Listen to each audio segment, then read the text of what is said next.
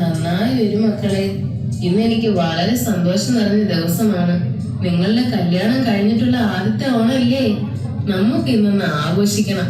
അമൃതേ, നീ ഇവിടെ നിൽക്കുവാണോ? അച്ഛൻ ചായ കൊടുത്തില്ലേ? ഇല്ല അമ്മേ, ഞാൻ ഇപ്പൊ കൊടുക്കാം.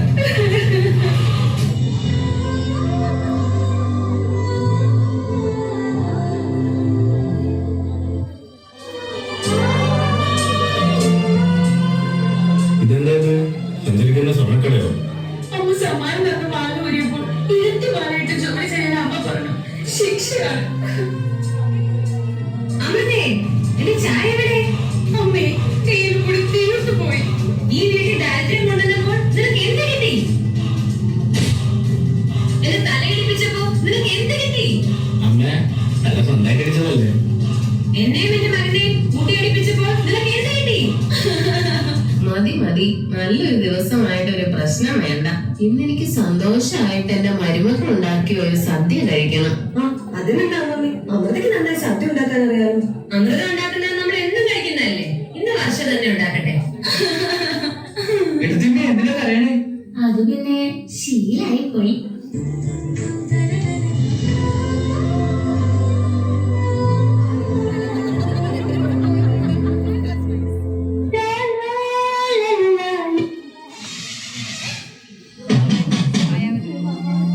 മുന്നിൽ തന്നെ ഇരിക്കട്ടെ, മാറണം.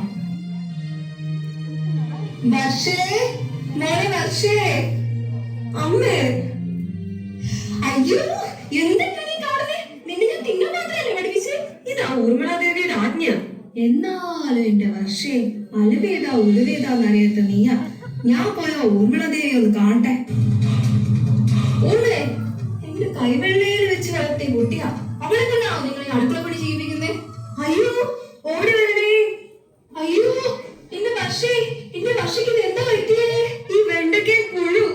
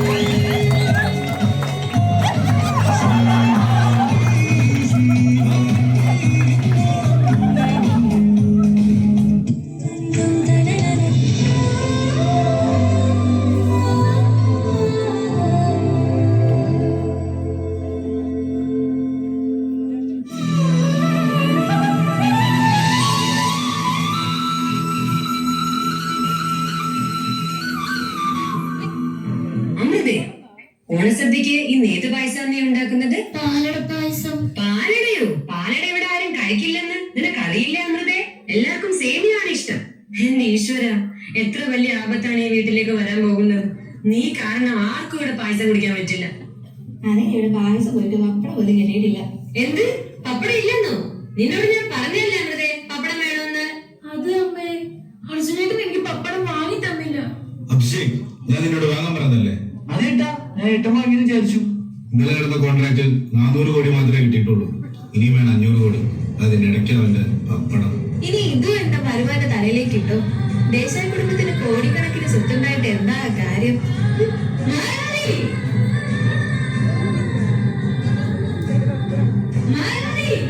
അയ്യോ അമ്മേ,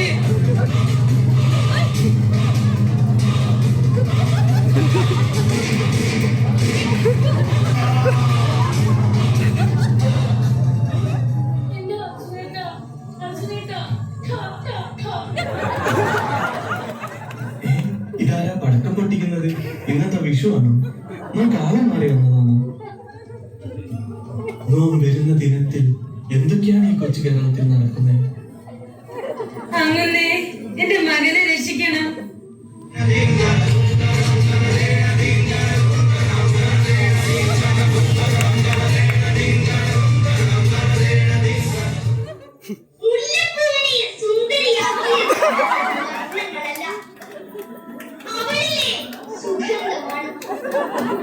മനുഷ്യനെ നല്ലവനാക്കുന്നത് നിറമല്ല, അവരുടെ മനസ്സിലെ നന്മകളാണ്. നീ അമ്മലാ, നിന്നു എവരും പ്രേമിച്ചില്ലെങ്കിലും അറിയോ